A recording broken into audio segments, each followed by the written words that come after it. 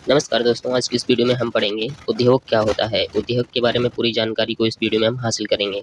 समझेंगे कि उद्योग क्या होता है, उद्योग जो होते हैं वो कितने प्रकार के होते हैं, कितने आधार पर उन्हें बांटा जाता है और उद्योग जो होते हैं उनका महत्व क्या होता है। उद्योग से जुड़ी समस्याओं के बारे में समझेंगे और भारत के प्रमुख उद्योग कौन कौन से हैं उनको भी हम जानेंगे और कहाँ पे हैं। तो चलो शुरू करते हैं। पहले हम समझते हैं कि उद्योग क्या है।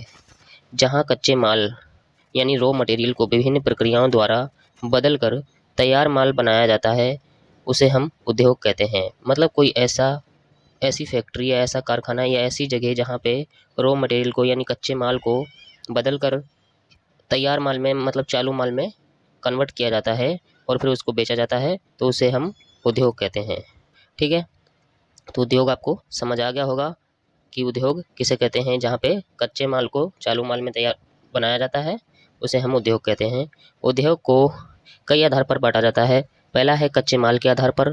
कच्चे माल के आधार पर जैसे कृषि आधारित उद्योग। कृषि आधारित जो उद्योग होते हैं उसमें कपड़ा, चीनी और खाद ऐसी चीज़ें बनते हैं कृषि आधारित उद्योग में। दूसरे हैं खनिज आधारित उद्योग। खनिज आधारित उद्योग जो होते हैं उनमें लोहा, इस्पात, सीमेंट, एल्युमिनियम जैसी चीज़ें बनती हैं। और तीसरा है वन आधारित उद्योग, जहाँ जो वनों का कच्चा माल होता है वो यूज होता है, जैसे कागज़ बनना, फर्नीचर बनना और रबड़ बैंड बनना, ये सब वन आधारित उद्योग में होता है। इसी तरीके से है पशु आधारित उद्योग। पशु आधारित उद्योग जो होते हैं उसमें चमड़ा बनता है, मतलब पशुओं का जो कच्चा माल होता है उसमें चमड़ा बनता है, डेयरी बनता है, ऊन बनता है, ऐसी चीज़ें बनती हैं। तो ये था हमारा कच्चे माल के आधार पर हम उद्योग को बांट सकते हैं। दूसरा है पैमाने के आधार पर भी हम उद्योग को बांट सकते हैं। पैमाने के आधार पर पहला आता है लघु उद्योग यानी स्मॉल स्केल इंडस्ट्री। इसमें हस्तशिल्प, खिलौने और बढ़ईगिरी जैसे काम आते हैं लघु उद्योग में। और मध्यम उद्योग में खाद, रेडीमेड कपड़े ये सब आते हैं। वहीं तीसरा है बड़े उद्योग। बड़े उद्योग में इस्पात, सीमेंट, ऑटोमोबाइल और रसायन जैसी चीज़ें बनती हैं लार्जेस्ट स्केल में। ठीक है, यानी बड़े उद्योग में। तो हमने उद्योग को दो आधार पर बांटा। पहला है हमारा कच्चे माल के आधार पर, दूसरा है पैमाने के आधार पर और तीसरा है स्वामित्व के आधार पर। स्वामित्व के आधार पर स्वामित्व का मतलब होता है मालिक, यानी इसमें मालिक कौन है उद्योगों का, उसके आधार पर हम बांट सकते हैं उद्योग को। पहला है सार्वजनिक क्षेत्र यानी पब्लिक सेक्टर, ये सरकार द्वारा चलाए जाते हैं। दूसरा है निजी क्षेत्र यानी प्राइवेट सेक्टर, ये निजी व्यक्तियों द्वारा जो चलाए जाते हैं यानी प्राइवेट होते हैं, पर्सनल होते हैं, जैसे टाटा और रिलायंस, ये इसके एग्जाम्पल हैं। तीसरा संयुक्त क्षेत्र के आधार पर भी हम देखते हैं। इसमें सरकार और निजी दोनों तरीके का होता है, दोनों तरीकों से ये चलाया जाता है। ठीक है, सरकार भी काम करती है इसमें और निजी लोग भी, निजी व्यक्ति भी काम करते हैं, यानी जॉइंट सेक्टर बोलते हैं इसको। चौथा है सहकारी क्षेत्र। सहकारी क्षेत्र का मतलब है सहकारी समितियों द्वारा चलाना। एक समिति बनाई जाती है और उस समिति द्वारा इसको चलाया जाता है, तो उसको हम बोलते हैं सहकारी क्षेत्र। तो हमने उद्योग को तीन आधार पर बांटा। पहला है हमारा कच्चे माल के आधार पर, दूसरा है पैमाने के आधार पर यानी जगह के आधार पर, और तीसरा है स्वामित्व के आधार पर यानी मालिकाना के आधार पर। तो इन तीनों आधार पर हम उद्योग को बांट सकते हैं। अब हम समझते हैं उद्योगों का महत्व। उद्योगों के महत्व का मतलब है कि उद्योग से हमें क्या फ़ायदा होता है, क्या फ़ायदा हो सकता है हमें, हमारे देश को। तो इनको हम समझते हैं। उद्योग से हमें रोज़गार के अवसर बढ़ते हैं, रोज़गार के अवसर बढ़ते हैं और हमें रोज़गार मिलता है।